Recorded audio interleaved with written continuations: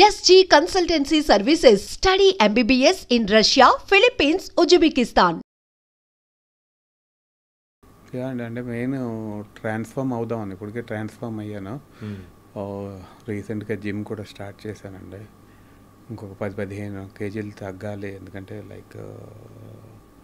తగ్గిన తర్వాత different characters play చేద్దామని యాజ్ అన్ ఆర్టిస్ట్గా మేబీ క్యారెక్టర్స్ అంటే కృష్ణుడు అనేవాడు కామెడీ ఒకటే కాకుండా యాజ్ ఏ క్యారెక్టర్ ఆర్టిస్ట్గా ఏ క్యారెక్టర్ అన్నా చేయగలిగే విధంగా నాకు నేను మౌల్డ్ చేసుకోవాలని మేబీ మంచి డైరెక్టర్లతో వర్క్ చేయాలని అనుకుంటున్నాను.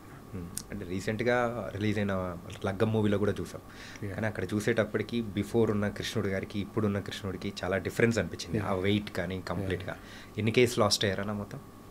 నేను దగ్గరికి ఇప్పుడు 109 ఉన్నా అండి. 109 ఇప్పుడు 160 ఉండేవాడిని. మధ్యలో 90కి వచ్చేసాను అండి. బేరేటిక్ చేయించుకున్నాను. ఓకే, 90కి వచ్చాను. మళ్ళీ 120 వరకు పెరిగాను. తర్వాత కొంతకాలం వెనిలా అని తన దగ్గర చేశాను. అప్పుడు ఒక 10-15 కిలోస్ తగ్గానండి. మళ్ళీ మానేసాను. ఇప్పుడు మళ్ళీ జిమ్ స్టార్ట్ అయ్యాను. అలా అప్ అండ్ డౌన్స్ జరుగుతూనే ఉంది. బట్ మేబీ ఇక్కడ స్టేబుల్గా తగ్గాలి. ఇంకా అంటే ఏంటంటే న్యాచురల్ ప్రాసెస్ కాకుండా సో కొంచెం మెడికల్ ప్రాసెస్లో మనం వెళ్తున్నాం ఇట్లా వెయిట్ తగ్గించే విషయంలో. సో ఇలా వెళ్ళేటప్పుడు మీరు ఎనీ డిఫికల్టీస్ అనేది ఫేస్ చేసి? ఏముండదండి డిఫికల్టీస్. ఎందుకంటే నేను కూడా అదే అనుకున్నాను. ఆల్రెడీ మనం 160 కేజెస్ ఉంటేనే సైడ్ ఎఫెక్ట్. ఇంకా అంతకంటే సైడ్ ఎఫెక్ట్ ఉంటే ఎప్పుడైనా గుండెపోటు రావచ్చు, ఎప్పుడైనా పోవచ్చు. అందుకని నేను అనుకునేది ఏంటంటే సైన్స్ ఇప్పుడు చాలా అడ్వాన్స్ అయిందండి. బేరియాట్రిక్ సర్జరీస్ అవి చాలా అడ్వాన్స్ అయినాయి. ఇది వరకు మేబీ నాట్ వేసేవారు. అప్పుడు నాట్ వేస్తే 3 కింద వేసేవారు. కొన్ని ఫెయిల్ అయ్యాయి. ఇప్పుడు స్టాప్లింగ్ మెథడ్ వచ్చింది. మొత్తం సీల్ చేసేస్తారన్నమాట. అసలు ఫెయిల్యూర్స్ అనేవి లేవండి. ఫెయిల్యూర్స్ అంటే ఎవరికైనా 100 జబ్బులు ఉండి ఏమైనా ఉంటే తేడా రావచ్చు, కానీ జనరల్గా ఫెయిల్యూర్ అనేది లేదు. దానివల్ల అడ్వాంటేజ్ కానీ డిసడ్వాంటేజ్ ఉండదు. ఓకే, సైన్స్ డెఫినెట్గా అంటే మన అనుకోని స్టేజ్లో ఉన్నప్పుడు పీక్కి వెళ్ళిపోయినప్పుడు అంతకంటే అవకాశం ఉండదు. మామూలు తగ్గాలంటే చాలా కష్టం. అంటే యంగ్స్టర్స్ తగ్గొచ్చు ఒక 20 ఏళ్ళు, 25, 30 ఏళ్ళ వరకు. 30 ఏళ్ళు దాటేస్తే చాలా టఫ్ అండి తగ్గటం. మెటబాలిక్ రేట్ మారిపోద్ది, అన్నీ మారిపోతాయి.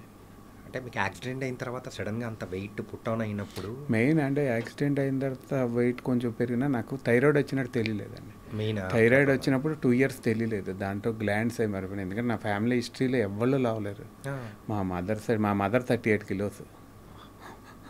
ఎవరు మా బ్రదర్ కానీ మా సిస్టర్ ఎవరు లేరు. నేను ఒక్కడే మొత్తం ఫ్యామిలీకి. అంటే వినాయకుడు అవ్వాలని రాసి పెట్టుందేమో మనకి. లేకపోతే ఇలా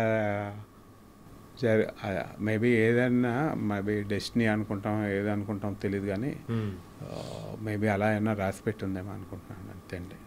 అందుకేనమ్మా ఏంటంటే మీరు వినాయకుడు అనే దాని అంటే ఆ క్యారెక్టర్కి కానీ సో ఆ పేరుకి ఇప్పుడున్న వాళ్ళల్లో సార్థకం చేసింది మీరే అనమాట.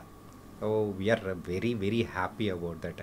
మిమ్మల్ని చూస్తూనే ఒక యూనిక్ థింగ్ అనేది కూడా గుర్తొచ్చేలాగా మాకు అనిపించింది. So it was very nice అనిపించింది కూడా. థ్యాంక్స్ అండి.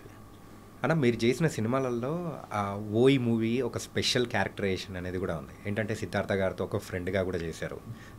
అప్పుడు సందర్భం ఎలా ఉండింది, ఎలా వచ్చింది ఆపర్చునిటీ? ఓయి ఆనందరంగా నా బాగా ఫ్రెండ్ అండి.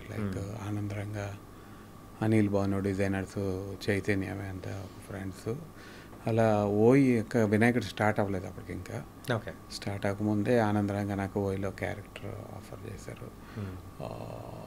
ఆ క్యారెక్టర్ చేయటం అంటే అందులో కూడా నాకు సెన్సిబుల్ రోలే. ఫ్రెండ్గా చాలా న్యాచురల్గా ఉంటుంది రోలు, రియలిస్టిక్గా. అప్పుడు ఆ ఫిలిము చేసినప్పుడు మంచి ఫిలిం అని ఫీల్ అయ్యాను. కానీ ఈ మధ్య రీసెంట్గా మళ్ళీ రిలీజ్ అయినప్పుడు దాని వాల్యూ తెలిసింది అనమాట.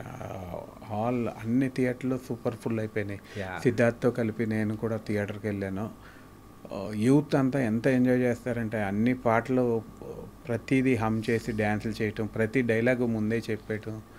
అమ్మో ఇప్పుడు వచ్చి ఉంటే ఇంకెంత పెద్ద హిట్ అవుతుందో.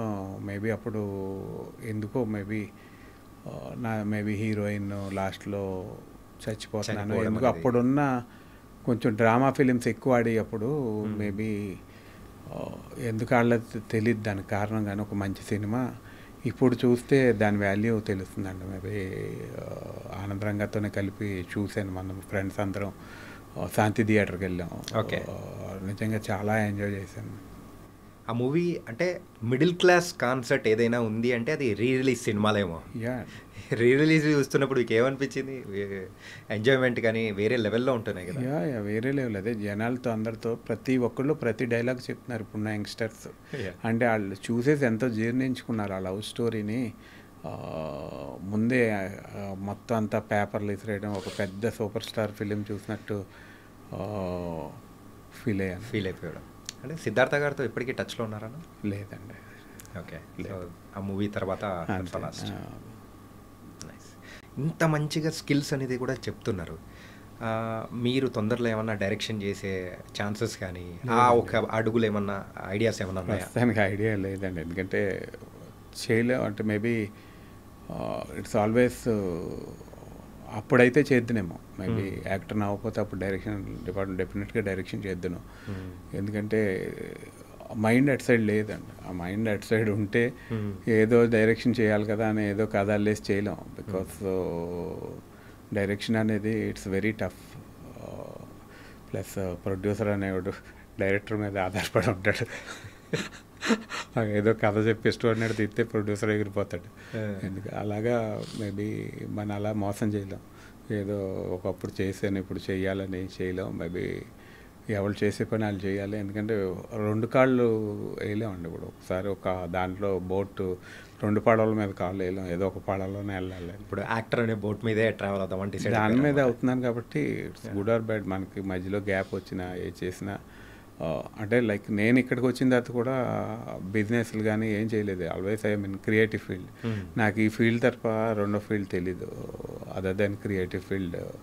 నాకు బిజినెస్లు కానీ ఇంకోటి కానీ ఏం తెలీదు. మేబీ మోస్ట్లీ ఈ 6 years 7 years గ్యాప్ అనేది వచ్చింది కదా. ఈ గ్యాప్ వచ్చినప్పుడు మీరు మోస్ట్ ఆఫ్ ద టైం ఎక్కడ స్పెండ్ చేశారు? Most of the time with family అండి. ఎందుకంటే ఊర్లోనే ఇక్కడే హైదరాబాద్లోనే మోస్ట్ ఆఫ్ ద టైం. అంటే నా డాటర్ చాలా చిన్నది. ఎక్కువ మా డాటర్తో స్పెండ్ చేయడం, ఎక్కువ ట్రావెలింగ్ అంటే నాకు చాలా ఇష్టం. Like most of the time ట్రావెలింగ్లోనే ఎక్కువ ట్రావెల్ చేయటం ఫ్యామిలీతో. ట్రావెలింగ్ అంటే ఎక్కడికి వెళ్ళారన్నా ఎక్కువగా? మొత్తం అన్నీ తిరుగుతాండి. ఎప్పుడు గ్యాప్ వచ్చినా తిరుగుతుంటాను. ఎక్కడికి వెళ్ళాలంటే అక్కడికి వెళ్ళిపోతుంటాను. ఇవాళ వెళ్ళిపోవాలంటే ఇవాళ బుక్ చేసి వెళ్ళిపోతాను ఎక్కడికైనా. పిల్లల స్కూల్ కానీ ఏం పట్టించుకోరా? స్కూల్లో ఫ్యామిలీ ఉన్నారు కదండి ఇట్లా.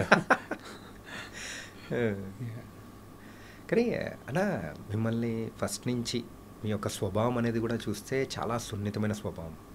ఒక చిన్నపిల్లడి స్వభావం టైప్ ఆఫ్ పక్క వాళ్ళకు హాని చేయకూడదనే కైండ్ ఆఫ్. ఇది ఎక్కడి నుంచి వచ్చింది మీకు అసలు యాక్చువల్గా? అంటే చిన్నప్పటి నుంచి అలాగే ఉన్నారా, లేకపోతే మధ్యలో ఏమన్నా కొన్ని సందర్భాల వల్ల ఇలా టర్న్ అవ్వాల్సి వచ్చిందా? చిన్నప్పటి నుంచి కాదండి, అన్నీ చూసేసామండి లైఫ్లో.